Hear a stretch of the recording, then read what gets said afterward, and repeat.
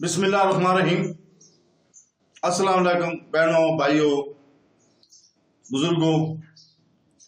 हम आज की इस मालूमाती वीडियो में बयान कर रहे हैं कि LGBT क्या है और इस्लाम इसके बारे में क्या कहता है।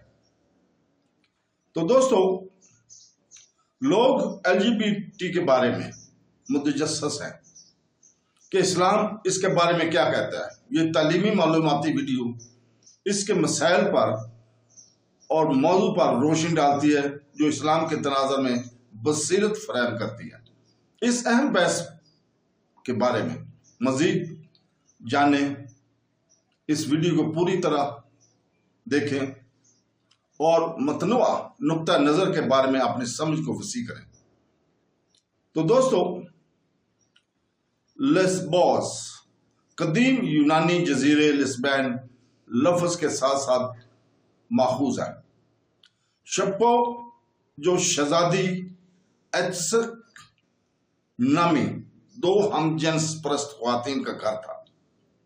समुंदर के मरकज में वाक़या एक दूसरे को अपनी तरफ मतवज्जो करने वाली ख्वातीन को हमजिन्स परस्त या लिस्बो का नाम दिया गया। वो ख्वातीन है जो जिनसी रुझान के मामले में दूसरी ख्वातीन की मदद करती हैं। हमजिन्स परस्त जो अपने जिनसी रुझान को दूसरे मर्दों के बाद नमूना बनाती हैं, इन्हें हमजिन्स परस्तों के तौर पर दर्जा बंदी किया गया है क्योंकि वो हम जिन्स परस्त हैं। वो अफराद जो सनफी शनाख्त के हामिल अफराद के लिए जिनसी बामी कशिश रखते हैं, बशमूल मर्द और औरत दोनों।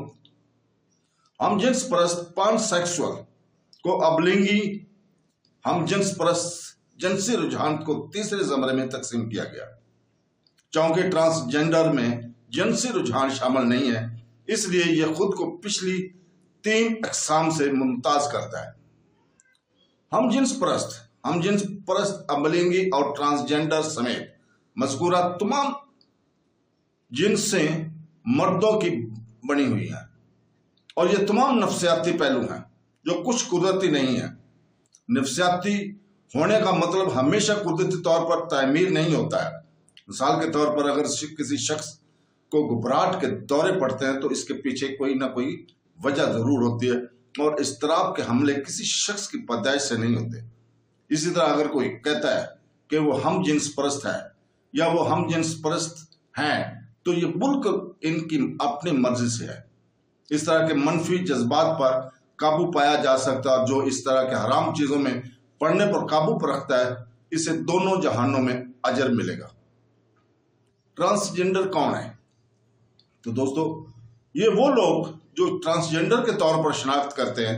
जरूरी नहीं कि वो पैदाइश के वक्त दी गई जिन्स में कुछ ट्रांसजेंडर अफराद हैं। ट्रांससेक्सुअल्स फिटों जो अपनी जिन्स को एक जिन्स से दूसरी जिन्स में मुंतकिल करने के लिए तभी मदद चाहते हैं। मुस्लिम ट्रांसजेंडर्स लोगों के लिए इस्लामी कानून का नुक्ता नजर और ट्रांसजेंडर जिन्स के दोबारा तकवीज सर्जरी के मामले पर तहकीक अब भी एक अहम मसला है। सुन्नी और शिया दोनों क्लासिक मुफक्किरीन इस तरीकाकार को बुनियादी तौर पर गैर इखलाकी और इस्लाम में हराम समझते हैं। सनफी हकीकत कुरान की रोशनी में कुरान ने सराहत के साथ कहा है कि बनी नौ इंसान को इलाही तौर पर एक मर्द और एक औरत से पैदा किया गया। अल्लाह ताला सूरह हजरात की आयत नंबर 13 में वाज़ह तौर पर फरमाता है, ऐ इंसानियत, बेशक हमने तुम्हें एक मर्द और एक औरत से पैदा किया और तुम्हें कौमों और कबीलों में तकसीम किया ताकि तुम मंजिल हासिल कर सको, एक दूसरे को जानते हैं। बेशक अल्लाह के नजदीक तुम में से सबसे ज्यादा इज्जत वाला वो है जो तुम में से सबसे ज्यादा परहेजगार है। अल्लाह यकीन सब कुछ जानने वाला और बाखबर है। मदरजा वाला आयत वाज़ह तौर पर बताती है कि बनी नौ इंसान सिर्फ 2 मुतजाद जिन्सों मर्द और औरत के जोड़े से तश्कील पा सकता है। मजीद ये कि एक बच्चा भी मर्द और औरत दोनों को देखभाल में परवरिश पाता है। कोई भी जिन्स ना तो बच्चे को जन्म दे सकती है और ना ही बच्चे की परवरिश कर सकती है। شادی میں سب سے اہم فرائض میں سے ایک یہ ہے کہ اس دنیا کی بہتری کے لیے اچھے انسانوں کی پرورش کے لیے زندگی اور معیاری وقت کو وقف کیا جائے۔ یہ کیسے ممکن ہو سکتا ہے کہ اگر ایک ہی جنس اپنی شیطانی ہوش کو پا رہی ہو؟ سب سے اہم بات یہ ہے کہ فطرت کے مطابق ایک ہی جنس کے ذریعے تولید مکمل ممکن نہیں ہے۔ تو دوستو، اللہ تعالیٰ نے سورہ النساء کی آیت نمبر 1 میں انسان کی تخلیق کے بارے میں مزید بحث کی ہے۔ اللہ تعالیٰ فرماتا ہے، اے انسانیت، اپنے رب کو یاد کرو جس نے تمہیں ایک جان سے پیدا کیا اور اسی سے اس کا جوڑا بنایا اور دونوں کے ذریعے بے شمار مرد اور عورتیں پھلائیں، اور اللہ کا خیال رکھو جس کے نام پر تم ایک دوسرے سے اپیل کرتے ہو اور عزت کرتے ہو۔ خاندانی تعلقات، بے شک اللہ تم پر ہمیشہ نگہبان ہے۔ تو دوستو، قرآن میں واضح طور پر بہت ساری تصویس موجود ہیں جو جنسی کرداروں کی وجود کے خلاف بحث کرنے کے لیے ہمارے لیے دو جنسوں پر بحث کرتی ہے، اور قرآن کسی اور چیز کا ذکر نہیں کرتا ہے۔ بلا شبہ بہت سے اسلامی قوانین اور سماجی قوانین ہیں جو مردوں اور عورتوں پر مختلف طریقے سے لاگو ہوتے ہیں۔ یہ قواعد تمام قانونی لٹریچر میں دیکھے جا سکتے ہیں اور تزکیہ کے ابتدائی ابواب سے لے کر وراثت کے آخری ابواب تک پھیلے ہوئے ہیں۔ حیاتاتی جنس اور نفسیاتی جنس کے درمیان کیا فرق ہے؟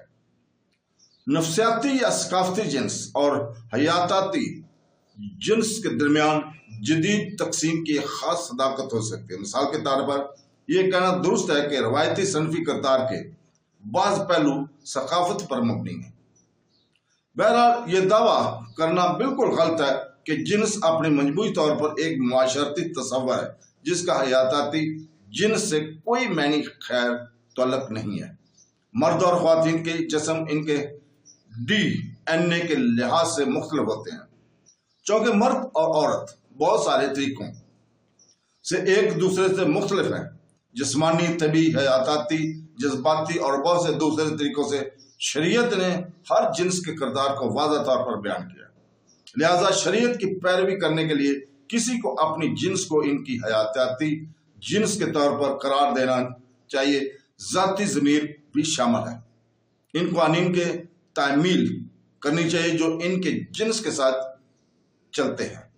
تو دوستو، اللہ تعالیٰ سے دعا ہے کہ وہ ہمیں قرآن حدیث پڑھنے، سمجھنے اور اس کے اوپر عمل کرنے کی توفیق عطا فرمائے۔